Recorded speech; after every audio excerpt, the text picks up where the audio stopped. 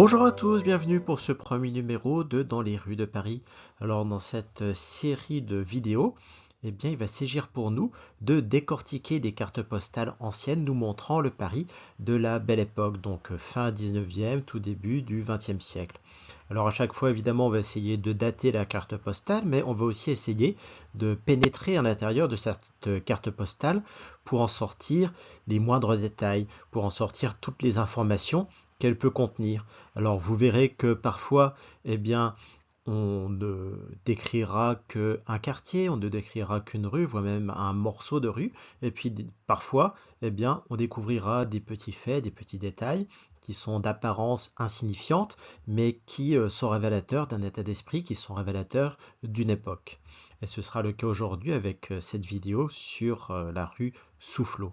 Vous verrez aussi qu'à chaque fois, eh bien, on commencera par ce plan-là, ou sur cette ancienne carte de Paris de 1912, eh bien, vous pourrez situer très précisément l'endroit d'où est pris le cliché.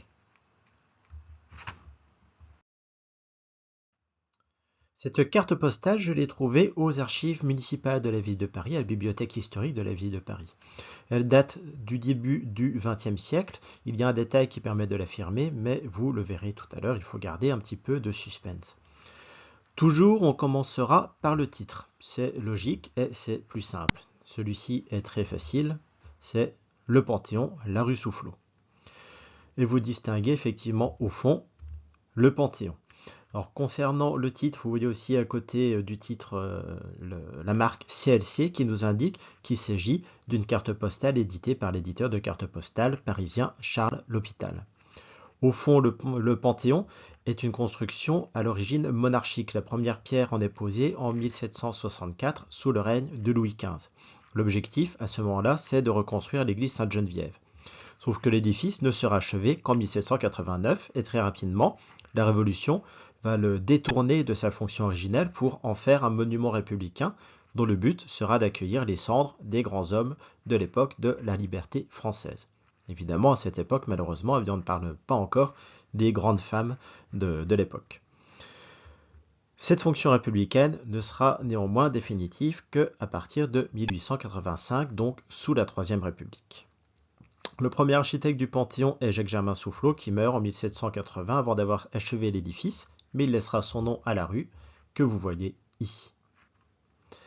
Au premier plan, tout d'abord, nous avons la fontaine du bassin Soufflot.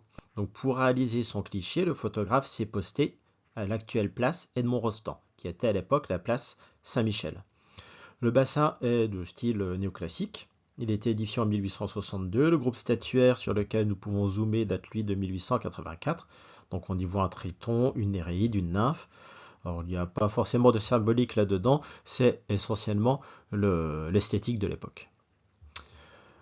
On va s'attarder un petit peu plus sur les personnages parce que c'est moi ce qui m'intéresse le plus. Et complètement à gauche, on a un groupe de passants ici qui est assez difficile à distinguer. Si on zoome, on les voit un petit peu mieux. On peut zoomer encore une fois complètement à gauche pour distinguer un fiacre tiré par un cheval.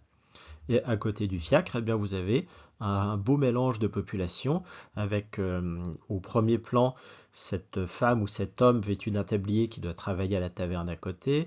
On a au centre un bourgeois avec son chapeau et sa canne. Alors ici, globalement, on est quand même dans un quartier huppé, dans une rue assez bourgeoise. Si on regarde les recensements de l'époque, on trouve par exemple au 21 de la rue Soufflot un avocat à la cour d'appel, un juge à la cour de commerce, un médecin. Au 22 de la rue Soufflot, on a un autre médecin, le directeur d'une librairie importante, un sénateur, un architecte du gouvernement. Donc on est effectivement dans une rue plutôt huppée. Au centre de notre carte postale, on a un autre petit groupe constitué d'un homme, une femme et un enfant. Et l'enfant est manifestement fasciné par le bassin et par le jet d'eau. Et puis à côté de ce groupe, on a un autre, une famille qui est sans doute une famille de touristes. On est dans un quartier aussi qui est très touristique. Vous voyez que l'homme porte quelque chose à sa bouche, mais je n'ai pas réussi à voir ce que c'était. Donc si quelqu'un a une idée, elle est évidemment la bienvenue. Après les personnages, alors on a ce petit détail complètement sur la gauche ici, qui est une colonne Maurice. Les colonnes Maurice sont apparues à Paris en 1868 et 30 ans plus tard, donc à peu près à notre époque, là, eh bien on avait 225 colonnes Maurice dans la capitale. Donc, ces colonnes Maurice sont destinées à recevoir des publicités, surtout des publicités sur le monde du spectacle. Et maintenant, on va regarder un petit peu les commerces. Cette fois, on va commencer complètement à droite parce que c'est celui de gauche qui m'intéressera le plus. Donc à droite, vous avez le café Mailleux. Le café Mailleux qui était plutôt fréquenté par la jeunesse étudiante de Paris. On peut zoomer un petit peu, vous lisez café Mailleux à côté, vous lisez aussi sur la devanture F. Pousset. Alors F. Pousset, ce n'est pas un autre établissement, ce n'est pas non plus le nom du propriétaire du café Mailleux, en fait c'est une marque de bière. Donc notre café Mailleux était très heureux de pouvoir proposer la marque F. Pousset à ses consommateurs, à ses clients. D'ailleurs, c'est une marque de bière qui existe toujours aujourd'hui. En face du café Maillot, on a cet autre établissement. La devanture est en partie coupée, malheureusement, mais il s'agit de la taverne du Panthéon. Alors, c'est un haut lieu de la vie parisienne de l'époque. Il occupe donc le coin entre la rue Soufflot et le boulevard Saint-Michel. Et au centre, vous pouvez lire Trésorier, c'est le nom du propriétaire.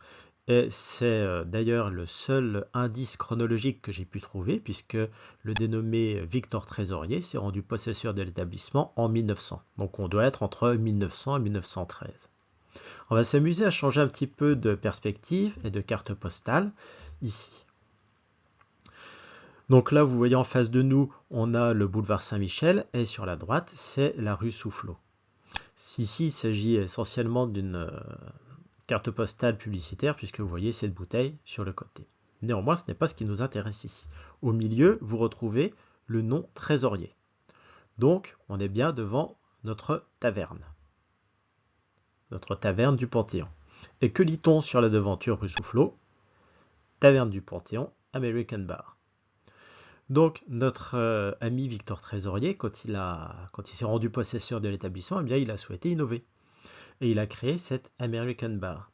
Ce qui est tout de même un témoignage du fait que l'influence américaine sur les restaurants parisiens ne date pas de 1945, mais que déjà au début du XXe siècle, eh bien, on avait des restaurants français qui proposaient de la cuisine américaine.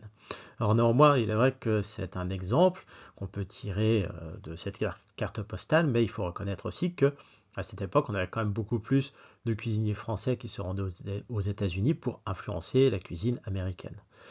Et si on regarde le guide Baedeker de l'époque, eh bien, on se rend compte qu'on a aussi beaucoup plus de restaurants proposant des spécialités anglaises à Paris que de restaurants proposant des spécialités américaines. Néanmoins, on voit que la fascination exercée déjà à cette époque par les États-Unis se traduit aussi dans le domaine culinaire.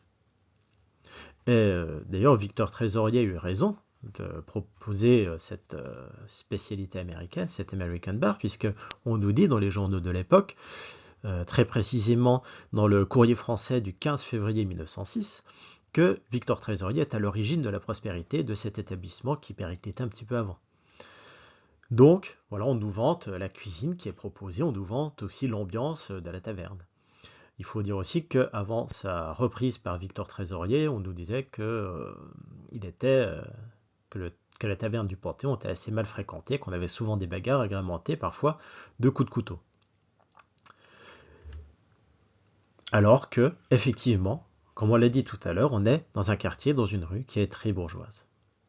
Alors je vous remercie d'avoir suivi ce premier numéro de Dans les rues de Paris et j'espère vous donner rendez-vous très bientôt pour une deuxième vidéo qui devrait concerner normalement la rue Victor Hugo.